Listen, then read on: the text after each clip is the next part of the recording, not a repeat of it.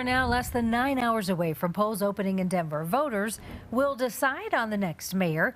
It's the largest election in history. 17 candidates are on the ballot for Denver. While it's unlikely we'll see a winner tomorrow, we will at least know which two are heading for that runoff in June. Well, without a doubt, this race holds major implications for the city of Denver. Yeah, the next mayor will also hold sway in communities across Colorado. Alan Janae has more on why people outside of Denver are keeping an eye on this race. Denver voters will at the very least slim down a long list of potential candidates. The eventual winner will be in charge of a city that is also the center of state government and an economic engine, and a symbolic center whose problems and issues lay over the whole metro area. Good afternoon. How's it going? Thank you for voting. As the ballots come in, voters are deciding what matters most to them. I think the stuff that happens in my own neighborhood, the people I see when I'm walking to work, walking here to vote, is the stuff that's most important. To some, it's wider than that. Can't solve transportation in Denver alone. Can't solve homeless in Denver alone. One person who knows is former Mayor Wellington Webb. Social issues cross municipal boundaries and they don't stop in one place.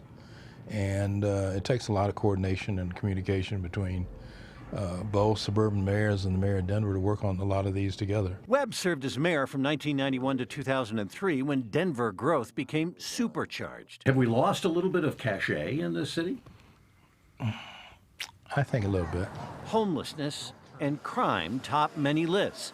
But the city is not alone. The crime issues also specifically dealing with drugs, alcohol, and some of the mental health issues. Those issues have to be solved jointly. Mayors and local governments talk, but there is also competition. If you want to see a fight, let someone suggest that the Mile High Stadium should be moved out of Denver. The big issues hanging over Denver are not necessarily its own. To solve those issues takes a collective effort, and I think everybody tries to do that. It's just not as easy as it sounds. There are regional government entities like RTD and the Denver Regional Council of Governments. Webb points out that a lot of people who work in the city and live out of the city are concerned about its issues. And he says when you leave town and you go somewhere else and somebody asks you where you're from, even if you're not from Denver proper, you do say, "I'm from Denver." In Denver, I'm Alan Janae covering Colorado First.